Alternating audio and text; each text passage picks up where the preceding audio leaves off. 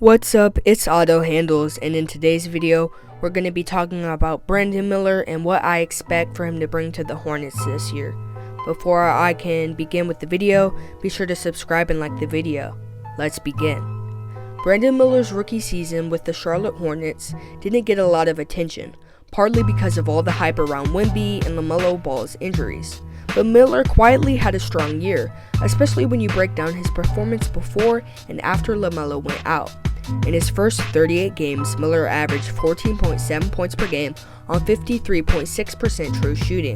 He was particularly good at hitting catch-and-shoot threes, though he struggled with consistency in other areas. But things changed in late January when LaMelo was sidelined for the rest of the season. With more opportunities, Miller's numbers took off. He averaged 20.3 points per game on 56.4% true shooting in his final 35 games. He got better across the board, finishing at the rim, shooting in the paint, hitting mid-range shots, and even improving from three. A big part of this improvement was Miller's ability to create shots for himself. He was driving to the rim with more confidence, taking better angles, and even showcasing a reliable mid-range game with fadeaways and pull-up threes. The numbers show it. His shooting percentages in the restricted area jumped from 57.1% to 64.9%, and his three-point shooting improved from 23.1% to 32.8%. However, what makes this even more interesting is that Miller's breakout happened without LaMelo Ball on the floor. Without a primary playmaker like LaMelo, Miller had more freedom to operate, seeing his usage rate and ball handling responsibilities go up significantly. When LaMelo was playing, Miller had the ball in his hands just 5.3% of the time, but after LaMelo went down, the number nearly doubled to 9.6%, similar to what you expect from a player like Paul George. Now the question going forward is how Miller and LaMelo will coexist. LaMelo is a pass-first guard, and having someone like him should help Miller get easier shots. But if Miller is going to keep developing as a self-creator and scorer, they'll need to find the right balance between letting LaMelo facilitate and giving Miller the chance to take over when needed. If they can figure that out, Miller's next step should be huge. Overall, the future looks incredibly bright for the Hornets, largely thanks to the promising young duo of both LaMelo and Brandon Miller. And I'm very curious what the ceiling is for this franchise with these two on the floor together. But right now, at the moment, it's all a bit hypothetical. Due to LaMelo's lingering ankle injuries last season, he and Miller only played in 19 games together, and those came before Miller had fully adjusted to the NBA.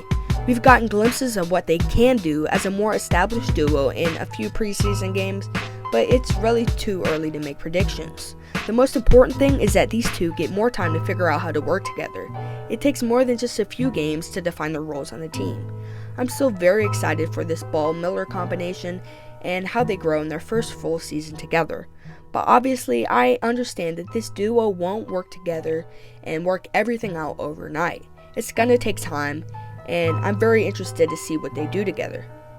Now, last season, LaMelo averaged 24 points, 8 assists, 5 rebounds, and 1.8 steals per game.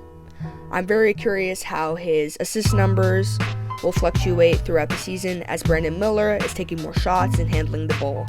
Because in LaMelo Ball's absence, we saw that without LaMelo Ball, Brandon Miller can really get shots off on his own without necessarily needing another ball handler to kick out for a three for him to get his shots up.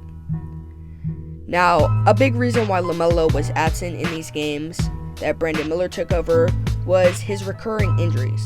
Now, Hornets coach Charles Lee commented on the injuries, saying, "Injuries are a part of the game. Unfortunately, in all sports, what we can do and what we can control is a lot of preparation that we put into it beforehand. This offseason, I think he's shown a real commitment to coming in and being consistent and doing his ankle rehabilitation stuff and doing band work to address certain areas that he might have limitations in that he's trying to improve upon."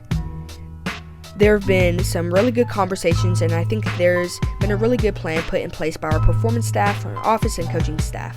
I think to start the year, the plan is to try to wear the braces as much as we can to put him in the best position to have success. As we continue to go through the season, we'll evaluate how that's helping or hurting, or if things are staying status quo. Now, I'm really hopeful that LaMelo Ball will be able to stay healthy, especially considering it sounds like he's going to be wearing ankle braces. And the most important thing is that Brandon Miller and LaMelo Ball can be on the court together, because this should be a really exciting duo. But what do you think? Will LaMelo be able to stay healthy? And why do you think Brandon Miller plays so much better without LaMelo, it seems? Or do you think that LaMelo and Brandon Miller can figure it out and finally work together perfectly as a duo? Tell me what you think in the comments below.